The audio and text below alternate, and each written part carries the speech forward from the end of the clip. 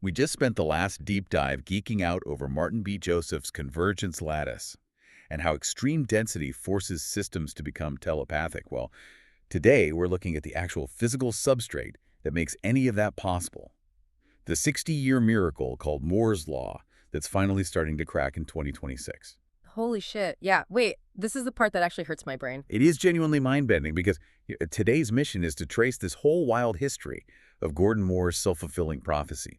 We want to understand how it literally built the entire digital world you and I live in, and then unpack why the actual physical realities of 2026 are suddenly making it incredibly difficult and insanely expensive to keep this miracle alive. Yeah, I mean, you look at the sheer scale of the engineering walls we are hitting right now, and it's staggering. We've spent our entire lives riding this wave, right? And watching the water hit the cliff in real time is a very, very strange experience.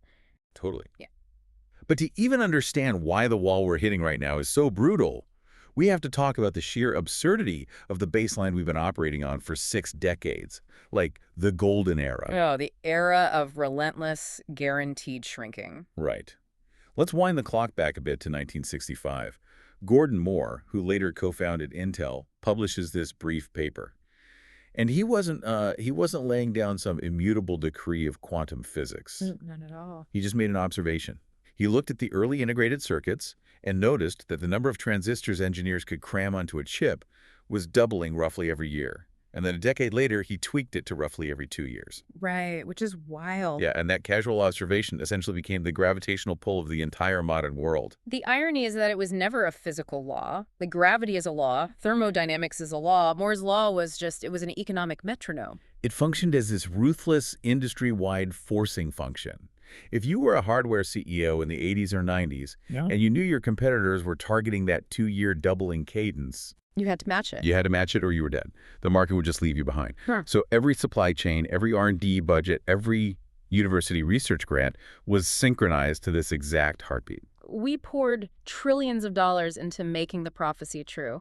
And the resulting scale of progress is, honestly, it's hard for the human brain to even process. It really is. We just got so used to this magic trick where every time you bought a new device, it was exponentially faster, smaller, and cheaper. I still remember when my first laptop had a Pentium 4, and I thought that was the absolute pinnacle of the future.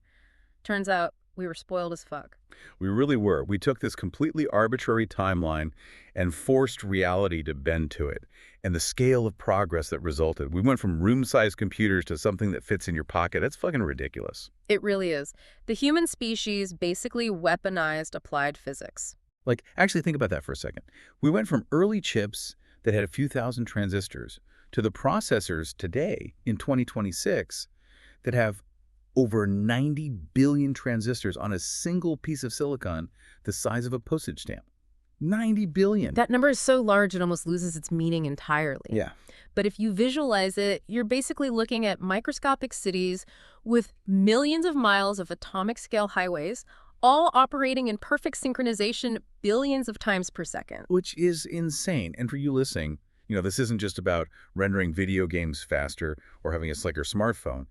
Every single piece of modern infrastructure you rely on, the GPS routing your car, hyper-advanced medical imaging tech, the entire backbone of the global internet, modern aviation, all of it is a direct result of this exact relentless shrinking of silicon. Everything. We built human civilization on the assumption that this shrinking would just go on forever. But you can't cheat the universe forever. I mean, you can bully it with massive budgets for half a century, but eventually the physics bill comes due. Which brings us to the brutal reality of 2026.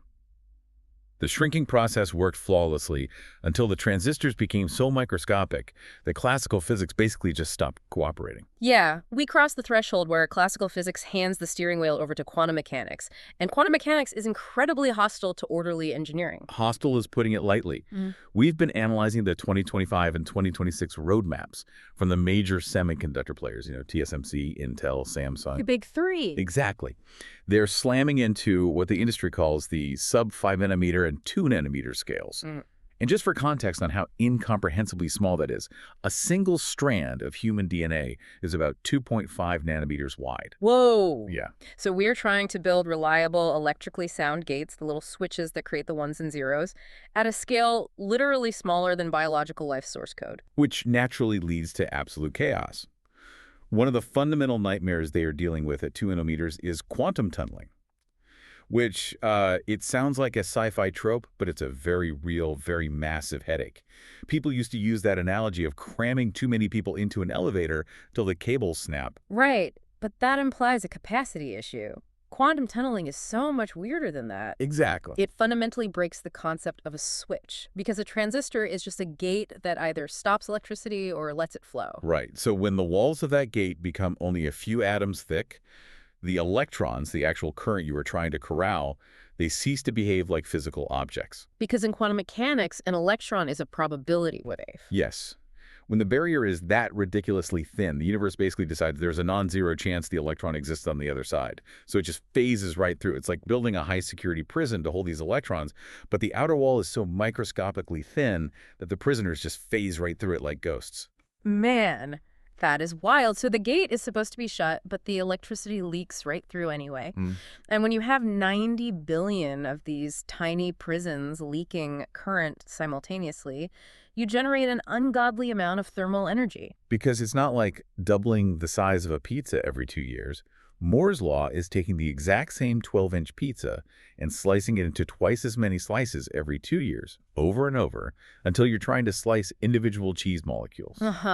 That is painfully accurate. And it's like we've been doubling the size of the pizza every 2 years, and now the oven is literally on fire. Exactly. You're packing more and more active leaking elements into the exact same physical footprint. You are essentially creating a microscopic hot plate. If you can't dissipate that heat instantly, the chip physically melts itself. Just spontaneously self-destructs. Yeah, the thermodynamics alone require incredibly exotic cooling solutions just to keep the silicon from frying. So the classical physics are fighting us with heat, and the quantum mechanics are actively sabotaging the electrical current. But the hurdles aren't just invisible atomic forces, it's also the physical machines we use to build these things. Oh, the lithography bottleneck. Oh my God, yeah. To print patterns this impossibly small on a silicon wafer, you need equipment that defies logic. For the past decade, the industry's savior has been extreme ultraviolet lithography, or EUV. Right. And specifically, to hit 2 nanometers, they rely on the latest generation ASML's high-NA EUV machines. These machines are modern marbles.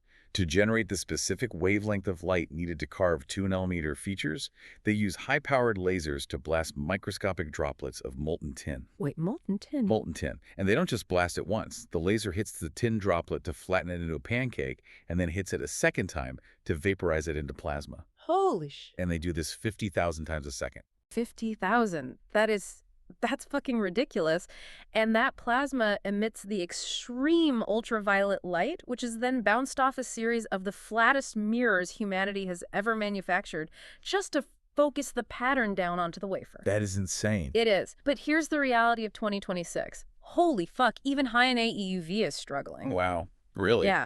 The throughput, the sheer volume of chips you can produce in a day is becoming a nightmare.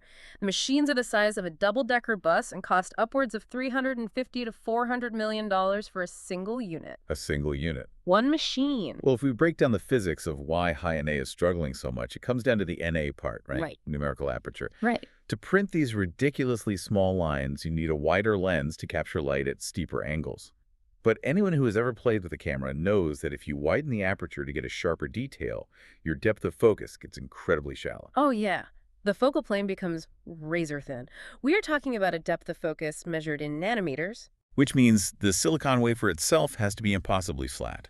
If there's a warp or a bump on that silicon wafer the size of a few molecules, just a few molecules, the light is suddenly out of focus and the transistor is totally ruined. Damn. Plus, because of how the optics work, the actual reticle, the blueprint mask you're shining the light through, can only print half the standard field size. Wait, so you can't even print a full chip at once? Nope.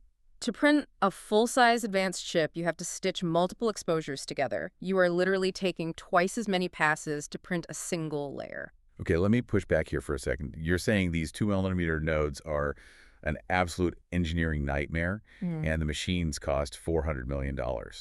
But, I mean, we just watched Apple put a 3-nanometer chip into millions of iPhones last year. Yeah. And they're essentially printing money. Sure. The consumer market absorbed it. So is 2-nanometer really the breaking point? Or is it just an incredibly steep entry fee that only giants like Apple, NVIDIA, and Google can afford to pay? Well, the entry fee has absolutely filtered out almost everyone. I mean, there are only 3 companies on the planet, TSMC, Intel, and Samsung, that can even attempt to manufacture at this scale. Right. But the breaking point isn't about whether Apple can afford the initial R&D. It's about the exponential cost curve versus linear performance gains. Ah, the economics of the yield. Exactly that. Because the atomic tolerances are so punishing, and the wafer has to be perfectly flat, and the quantum tunneling introduces errors, your yield plummets. You pay astronomical sums to process a wafer, and a massive percentage of the chips on that wafer are defective and have to be thrown right in the trash. You are spending way more money to manufacture fewer working chips. Which completely breaks the fundamental economic promise of Moore's law. Yeah. The whole point of the last 60 years wasn't just make the chip smaller. Right, it was to make them cheaper. Yes. It was make it smaller so you fit more on a wafer, which makes the cost per transistor exponentially cheaper. But at 2 millimeter, the cost per transistor is flatlining, or in some cases actually going up. The economic gravity of Moore's law is reversing. Wow. And because the physics are breaking down and the costs are exploding, the industry is finally being forced to publicly admit something they've been fighting off for a decade. The golden era cadence is over. Yeah.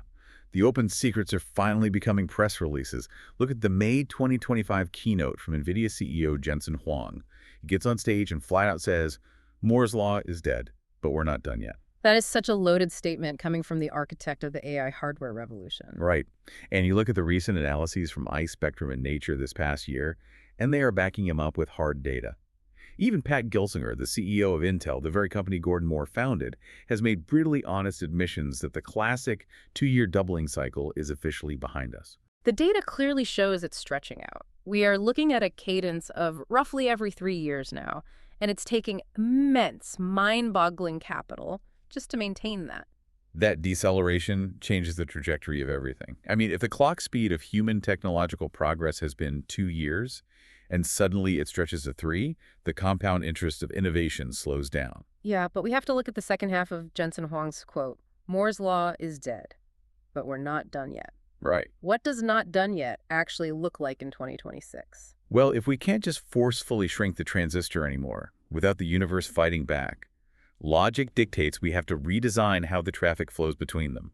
We have to stop relying on individual transistors carrying the team and focus on system-level games. The industry is pivoting away from brute force shrinking. For decades, chip design was a 2-dimensional exercise. You had a flat piece of silicon, and you crammed as many flat little transistors onto it as possible. It was like building a sprawling single-story suburb. Expanding outwards until you run out of land. And since we are out of horizontal real estate and shrinking the individual houses is causing them to spontaneously melt, the only direction left to build is up. They're building tiny skyscrapers. Exactly. The buzzword is advanced packaging and 3D stacking. Instead of one massive flat chip, designers are breaking the processor down into smaller pieces called chiplets and literally stacking layers of silicon on top of each other. Logic units stacked on top of memory banks, stacked on top of power delivery networks. Okay, wait. If we establish that heat is already a massive issue, stacking sounds like a thermodynamic disaster. If you take a hot plate and then you stack 3 more hot plates on top of it, how does the thing in the middle not immediately catch fire? This is where the engineering pivot becomes absolutely fascinating. Advanced packaging isn't just gluing chips together. It requires incredibly complex structural engineering to route power and dissipate heat. Okay. They are developing microfluidic cooling, where microscopic rivers of liquid coolant are pumped directly through the silicon layers. No way. Yeah. So they're building microscopic plumbing inside the chip itself. They have to. And to solve the data traffic jam between the floors of these skyscrapers, they use something called through-silicon vias, or TSVs. Oh, I was reading about TSVs. It's wild. Instead of routing a signal all the way out to the edge of the chip to connect to the memory, they drill vertical microscopic elevator shafts straight through the silicon logic blocks. Yep. They fill those shafts with copper and shoot the data straight down to the memory block below. Which drastically reduces the distance the electrical signal has to travel, which saves massive amounts of power and cuts latency down to almost 0. Damn. So the engineering hasn't slowed down, the battlefield just changed. We went from a microscopic real estate war to full-blown structural engineering and architecture. Exactly. The end of Moore's law is not the end of progress. It's just the end of the easy, predictable path we've been walking since 1965.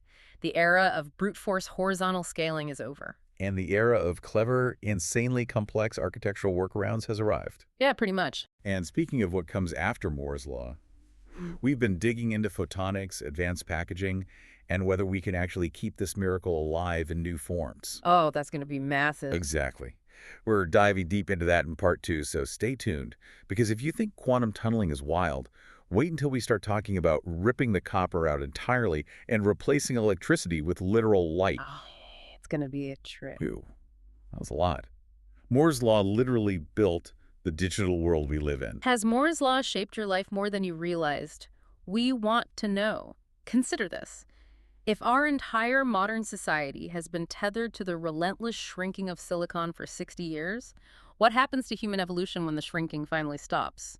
Drop your thoughts in the comments. We'll see you in part 2. Until then, stay curious and take care.